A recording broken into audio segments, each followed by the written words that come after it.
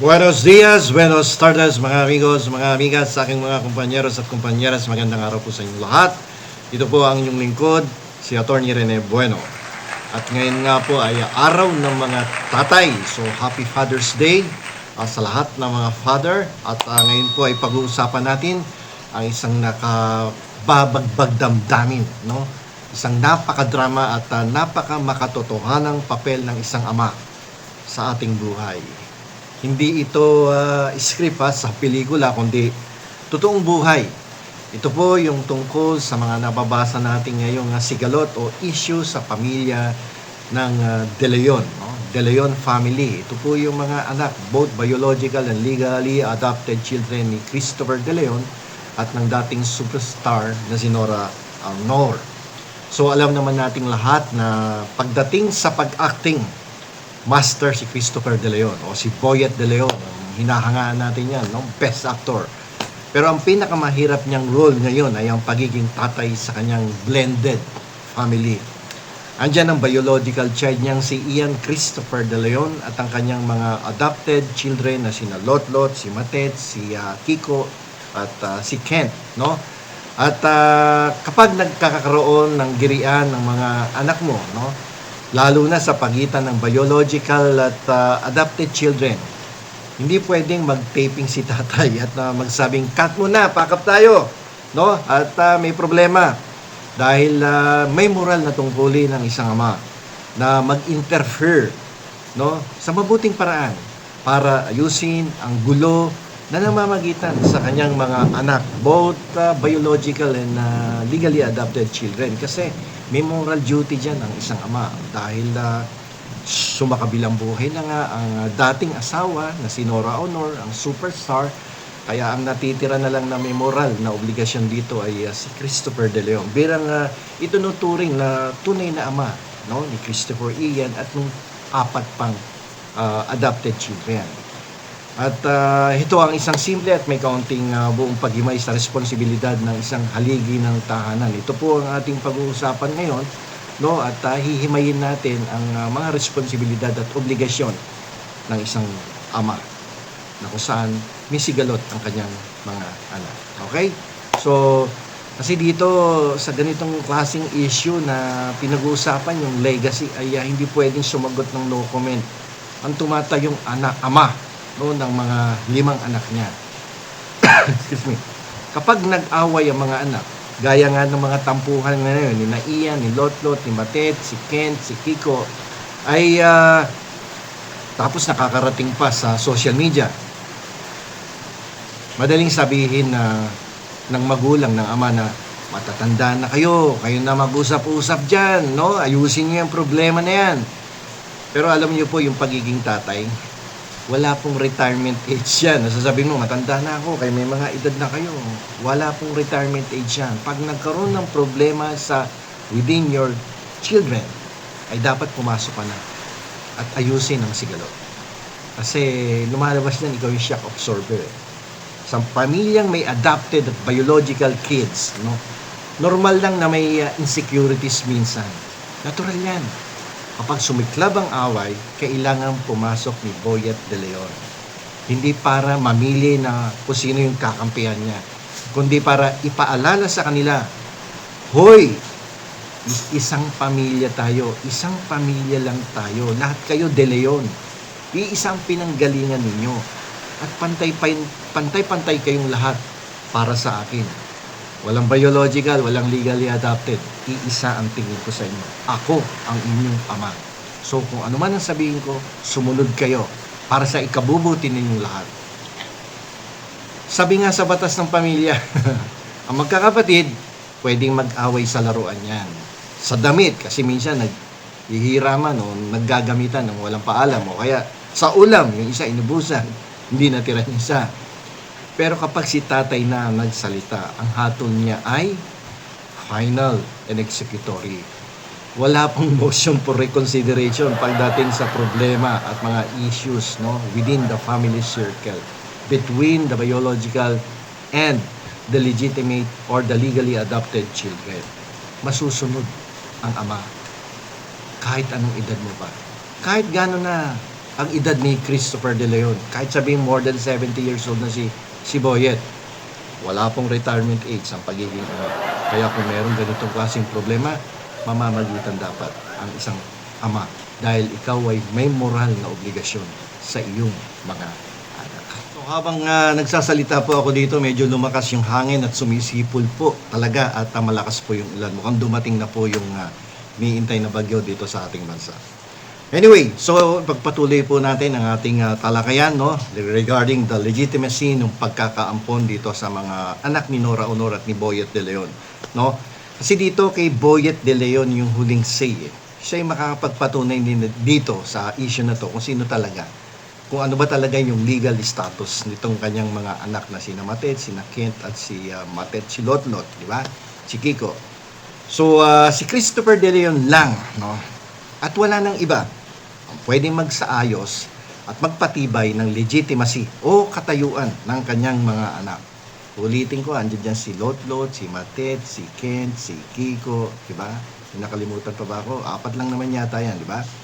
So, sa chismisan, sa tabi-tabi o sa komento sa Facebook o even sa TikTok, sa YouTube channel, sandamakmak po kasi ang mga marites dyan, no? Pagpepiestahan ka dyan kapag may mga issue, no? Di ba, sana kung ang pinag-uusapan ay tungkol sa legalidad ng mga obligasyon, responsibilidad, karapatan, di ba? Maraming may opinion kung sino ang tunay na anak, sino yung ampon at hindi legal pero sa batas at sa puso, walang pakialam ang marites. Si Boyet ang pumirma sa mga papel, sa birth certificate. Sila ni Nora Aunor ang nagpalaki at siya ang nagbigay ng pangalan sa lahat ng anak nila ni Nora ng De Leon. So makikita mo yan sa birth certificate. Paano naging De Leon yan? Anak ba niya sa labas yan? Tapos ni-recognize under Revilla Law? O kaya legally adopted kaya nailagay yung De Leon do sa birth certificate? No? Ang legal na pagkaampon o adoption ay parang magic ng batas. Sa sandaling maaprubahan ito ang salitang ampon, nabubura na po yan. Huwag nyo nang gagamitin yung salitang ampon. Ang adopted at biological child ay magkatulad. Walang pinagkaiba ang karapatan ng mga anak ni Boyet at ni Nora sa ilalim po ng ating batas. Kaya kung may magsasabing, hindi ka naman tunay na anak pwedeng isagot doon sa mga nagsasabi niyan. Dito kina Lotlot, kina Matet, kina Kiko at Ken. Excuse me po, iisang apelyido ang gamit namin. De Leon. At ayon sa Civil Code, mas legitimate pa ako sa nararamdaman ninyo ngayon. Diba?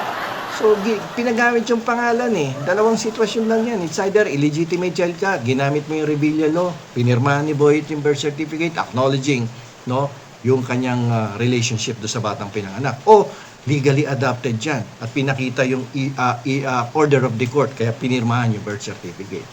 No? Kaya kapag si Christopher De Leon ang tumayo at nagsabing, anak ko kayong lahat, tahimik kayong lahat, siya lang ang may otoridad na mag-alis ng anumang pagdududa sa legitimacy ni Lotlot, ni Matet, ni Kent at ni Kiko. Kaya iyan walang problema kasi biological yan di ba? So siya lang may karapatan yan na magsabing hindi niya tunay na anak yung 4, no? Kasi pirma at apelido niya ang bit-bit ng 4 na yan. Okay? So punta tayo doon sa one-person corporation. Dito na tayo sa usapang seryoso na madalas pinagmumulan ng teleserye, no? Yung pamana, yung ligasiya, at yung negosyo, di ba? Alam niyo naman si Nora Aunor, maraming box office hits na pelikula at marami ang kanta, nagsimula sa singer yan na kumita talaga.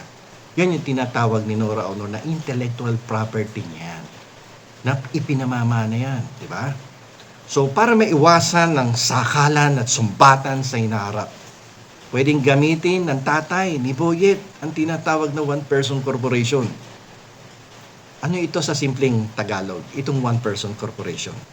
Ito po ay isang korporasyon na may iisang stockholder. Isang stockholder lang. Si tatay lang. Si Boyet De Leon mismo. Siya yung boss. Siya ang may-ari ng assets at ng De Leon legacy. Pero ang trick kasi sa OPC, bago pa man may mangyaring masama, no, obligado si tatay na magtalaga ng nominee at alternate nominee, no, kapag hindi na pwede si tatay, no? Yung nominees ang siyang hahawak ng manibela kapag hindi na pwede si tatay kasi matanda na. So, para maiwasan yung gulo, sige, ako magmamando sa inyo ngayon. No? Kayo yung mga nominees dito ngayon. Just in case nawala na ako sa mundo na to. Para matigil na yung away na yan. Hindi si Ian, ako ang tatay. Okay? So, makikinabang kayong lahat. So, paano nito naayos ang gulo ng mga anak? Para walang agawan sa trono. Hindi lang si Ian. Sige, ako na. Ako yung may moral obligation. Diba? Na siyang mamamahala niyan, no? Kasi alam niyo po, ang daming pelikula ni Nora na kung tutusin kapag magaling yung nag-handle ng kanyang mga pelikula na kumita dito at sa abroad din, yung katulad ng Himala, abay, malaking pera yan. Malaking pera yan. So, malinaw po ang batas ng korporasyon. Kung ano ang nakasulat sa papel, yun ang masusunod. Hindi pwedeng daanin sa, ay, mas paborito ko si Matet. Ay, mas paborito ko si Lotlot. Mas paborito ni Papa si Ian kasi siyempre biological child yan eh. Yung iba naman sasabihin, si Lotlot kasi yan ang panganay, no? Hindi pwede yun. Corporate rules yan eh. Na kapag sino yung nakalagay doon, siya yung mamamahala, no? So, pwedeng i-istruktura ni Boyet De Leon na ang lahat ng kita, ari-arian, yung copyright, yung sa kanta, sa pelikula, at iba pang intellectual property ni Nora Aunor, no? Copyright ng kanyang mga pelikula ay hahatiin ng patas, pantay-pantay, kina Ian, kay Lotlot, kay Matet, kay Kent at kay Kiko. Lahat na magkakapatid, pantay-pantay, no? Sa OPC, protektado ang yaman, yung one-person corporation. Hindi pwedeng basta-basta bawiin ng isang kapatid ang mana ng isa dahil lang hindi nyo ito binate o away-away kasi kayo, no? O dahil hindi mo lang siya ginrit nung Pasko ng Merry Christmas o nung birthday niya, nakalimutan mo, nagtampo na, no? At tatanggalin ka na, hindi ka nabibigyan ng mana. Share dun sa mana. Ang korporasyon po ay walang emosyon kasi yan. Kaya patas ang hatian. Hindi nakakaramdam yan eh. Walang damdamin yan. So kung ano lang yung nakasulat sa rules, yun lang ang masusunod. Okay? So, ang pagiging ama kasi ay hindi lang nasusukat sa DNA. Hindi lang yan sa DNA dinadala o sa pagpasa ng dugo, no? Nasusukat ito sa paninindigan at responsibilidad. Yung iba sinasabi, lupa lang sa Bicol na iwan yan. Hindi po, alam niyo ba si Elvis Presley, ang Beatles, yung mga kaapu-apuhan yan, kahit hindi magtrabaho, sa laki ng kinikita ng royalties niyan, ng intellectual property ng nasirang Beatles at si Elvis Presley. Ang laki ng kinikita niya dahil buong mundo pinatutugtog pa din ang kanta nila hanggang ngayon. No? So dito, ang pinakamagandang pamana na maiiwan ni Christopher De Leon sa kanyang mga anak ay hindi ang kanyang mga famous, no, o Urian Awards o yung kanyang mga nakuha sa Metro Manila Film Festivals, kundi yung kapayapaan at pagkakaisa ni Ian, ni Lotlot, ni Matet, ni Kiko at ni Kent. Importante yan na maayos niya ang relasyon ng kanyang mga anak. Sa pamamagitan ng pag-ayos sa kanilang legal na katayuan at paggamit ng tamang legal na istruktura, gaya ng one-person corporation. Para sa pamana, pinapatunayan niya na sa pamilyang De Leon, walang ampon, walang labis, walang kulang, lahat sila anak ni Nora Aunor at ni Christopher De Leon. Ayan. Umaagri sa akin yung pusa kung naririnig nyo. Umiiyak yung pusa. Siguro nagpasabi sa labas ng kalye. Okay, so Happy Father's Day po sa lahat ng mga tatay na handang maging judge, handang maging abogado at mediator para sa kapayapaan ng pamilya at ayusin lahat ng sigalot at mga problemang namamagitan sa magkakapatid, whether biological or may nakahalong legally adopted children, no? Kasi kapag namagitan ng ama, sigurado maayos yan. Kaya parang ngayon sa araw na to, sa Father's Day, siguro dapat hindi lang sa araw na to, sa mga susunod na araw, hindi lang naman ngayon ng Father's Day. Every day is a Father's Day sa lahat ng mga responsableng ama. So dapat maayos to ni Christopher De Leon at nang hindi makagulo ang relasyon ng pamilyang De Leon. So magandang gabi po sa inyong lahat. At ito po muli ang inyong lingkod, si Atty. Rene Bueno.